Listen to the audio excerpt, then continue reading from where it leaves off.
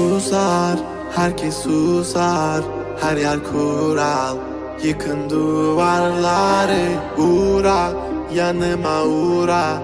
Bir yazı tura, bükelim tüm kolları.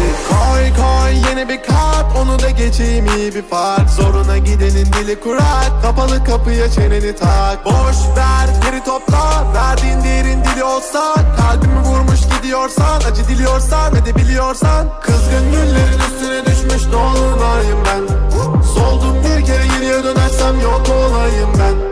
Koştum firara, beni ölmezsem yine ara. Kara kış gibiyim sobalara, bizi doldursun odalara. Kızgın güllerin üstüne düşmüş dolunayım ben. Soldum bir kere geriye dönersem yok olayım ben.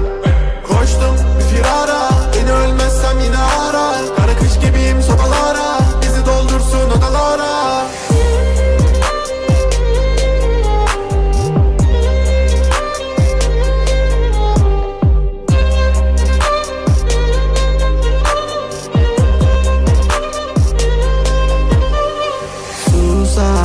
Herkes susar, her yer kural.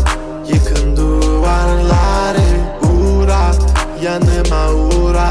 Bir yazı tura, bükelim tüm kolları. Normale döneceğim, hayatım versin istediğimi. Zorlama düşerim, şeytan duymasın dinlediğimi. Koy baba gitsin fırlavan, zorlama kadeh trip atma. Trip atma, trip atma. Normale döneceğim, hayatım versin istediğimi. Zorlama düşerim, şeytan duymasın dinlediğimi.